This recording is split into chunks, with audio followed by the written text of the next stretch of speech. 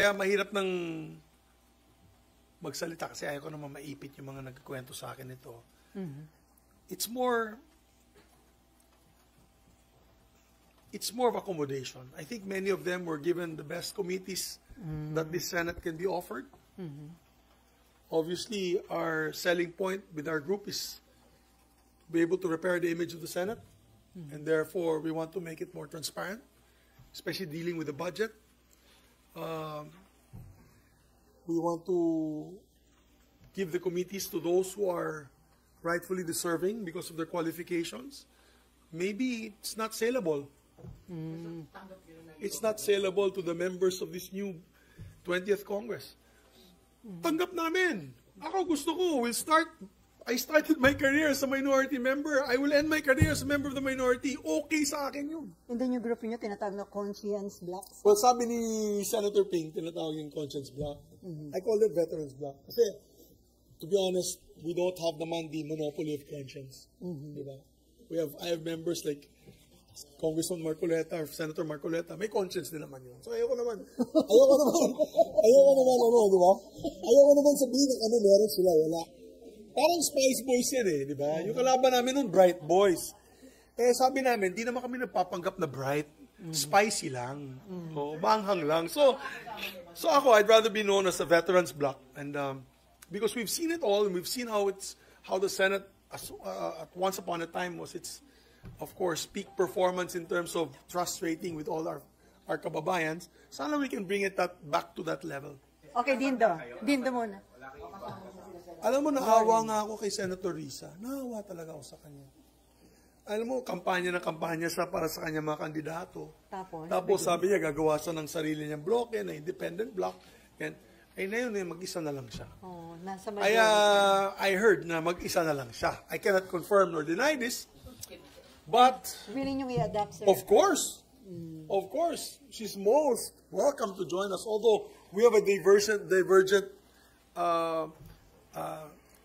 I'd say, position on some issues.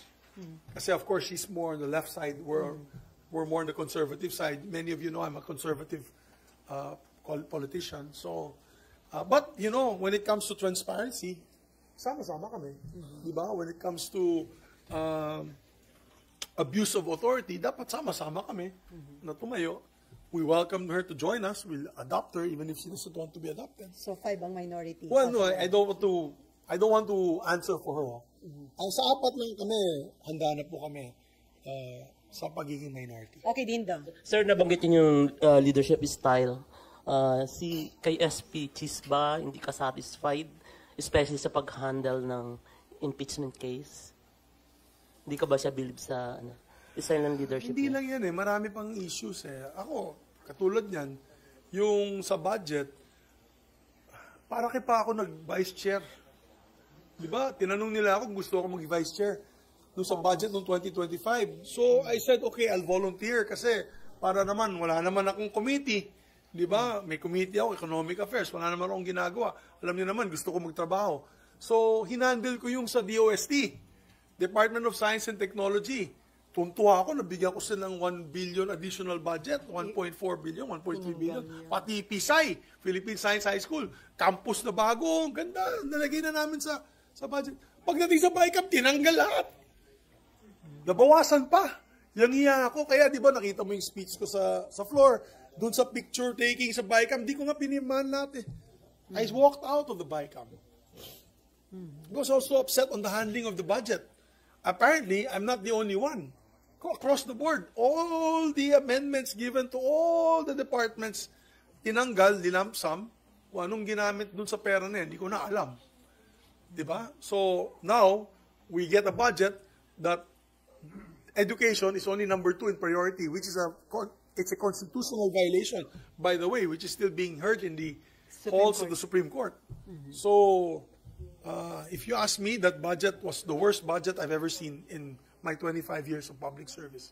I mean, we all, as leaders, I had 2 budgets during my time. Sinagot naman ni Sani yung mga kung saan pumunta yung pera, nadagdagan yung edukasyon, nadagdagan yung military. Diba? Klarong-klaro. Ito, puro DPWH lang nadagdagan. Diba? So, Diba? Nabusog yung DP. Dondi, meron ka pa? So, yun lang. Kaya, that was just one of them. So the handling of the impeachment is one. Of course, the budget's another. And the lack of transparency.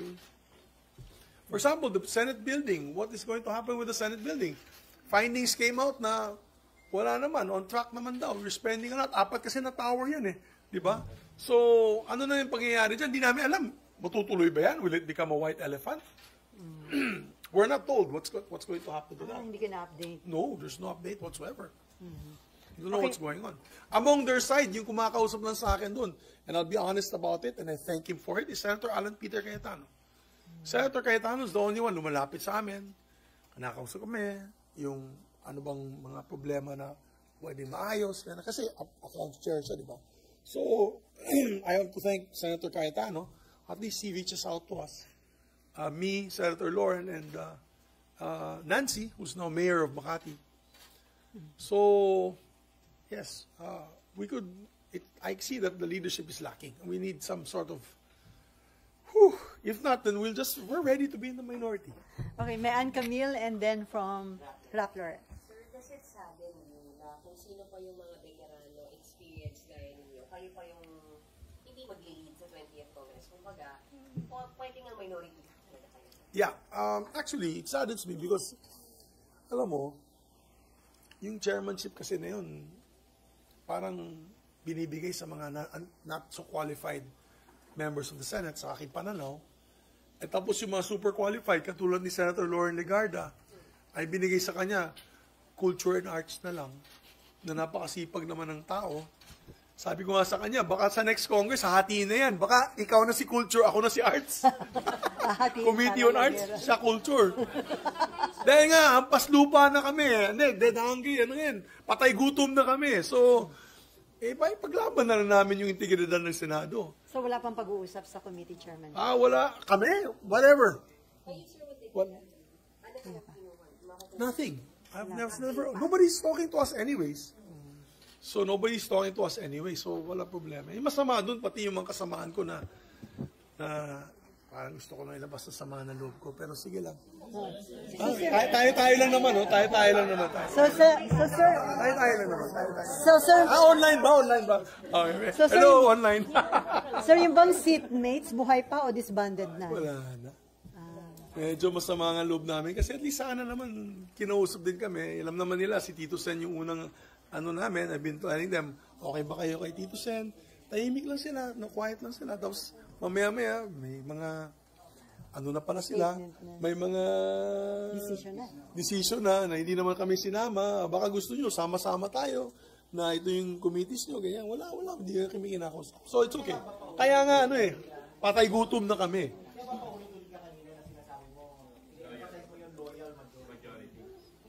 I don't know. I was just loyal to my, I'll tell you what. During the Farmally, kaya nga, my demise was because I respected the committee system. I respected the committee chair. My demise was I respected my committee chairs even under the insistence of some of my colleagues and some people in power to stop certain hearings. Kasi nakita ko yan sa Farmally.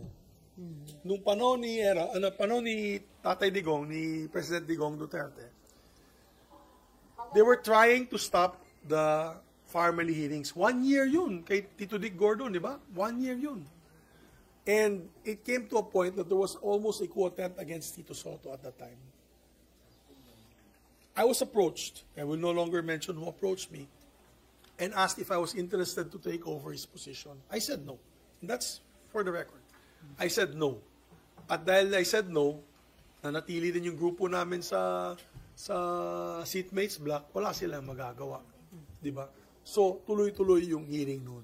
So wala na seatmates, sir, ngayon? Wala na? Buwag na. Well, hindi ko sabihin buwag, pero syempre, Nag-iisa ka na lang ba sa seatmates? kami ni Lauren. Sila nila. Kami ni Lauren. Meron kaming grupo, sa grupo sa aking aking Viber, may Viber group ako, Slap Soil Seatmates. Ampas lupas. Slap Soil Seatmates. Ako, Senator Nancy, Senator Lauren, sinama namin si Sec Angara. Kasi nabawasan yung budget niya ng education eh. So, hindi na kasama sila. Anyway. Hindi na. Meron din kaming grupo na original seatmates. Pero, wala na. Siyempre, may mga joke-joke pa rin kami dyan. Yung mga Akala ko tahimik na eh. joke time. Kailan yung huli? Sino ulit nag-joke, sir? Sa seatmates. Matagal ng panahon. Medyo matagal-tagal na yata yung mga. Sir, isa na lang. Sir, so tama po ba? Suko na yung grupo ninyo? Mukhang wala. Hindi naman suko na kasi, I don't know. It's okay. It's okay with me. I treat them with respect. That's par for the course. We're in politics. Of course, in politics, there's no permanent friends, No permanent. no permanent enemies, only permanent interests. So, Pero, yun nga, sir, since meron na nga si SP Cheese ng majority, mukhang malabo na si SP Soto for now. for now, yes. But you know, we're open to another third force. Baka may dark horse dyan na gustong tumayo. Why not? We talked about it sa grupo namin. If there's a dark horse that will come out, that's not necessarily us four. We're willing to support.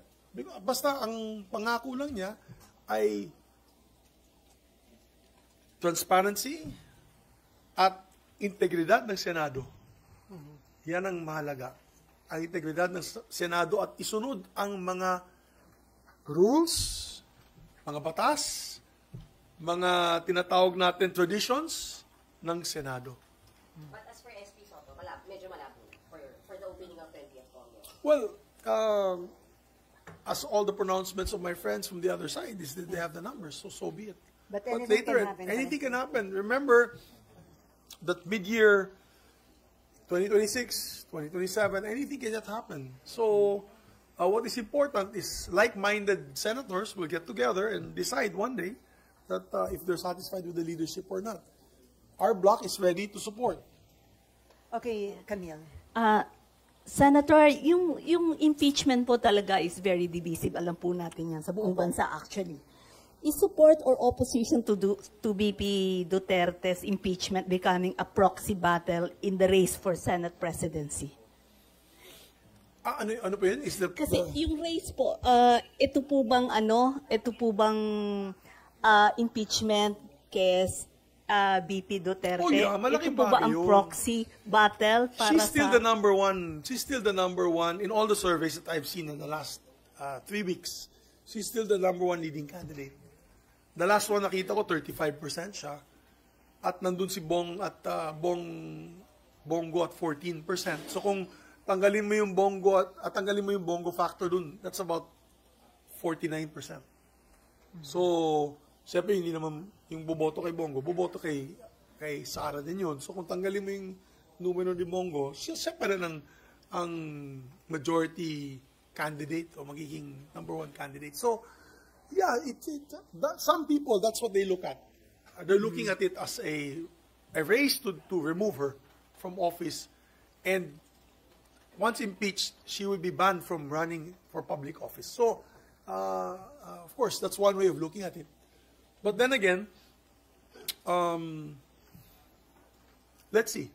Mahirap magsalita. I'm a senator judge now. So, as a senator judge, I don't want to put out any cards at the moment. And we'll see what happens when we go along. Yung labanan po ba na to, Senator, is about yung mga gustong magtuloy ng impeachment at saka yung gusto na, yung ayaw magtuloy? Will it be a big issue? Feeling ko, pag umpisa natin itong July 28, the preceding day, or the next day rather, July 29, there probably will be debates on the impeachment process. I think fundamental question is itutuloy ba? Baka tatanong ng presiding officer or tatanong ng Senate President yan, I leave it to the body, itutuloy ba? So yan ang botohan, kung itutuloy ba o hindi. I think ganun ang mangyayari dyan. So, we'll see, no, kung sinong mananaig, sinong mananalo. Okay. Sir, do you think yung Senate presidency was decided along the lines of My silence is deafening. I don't confirm or deny. Last Pero year- siyempre, par for the course yun.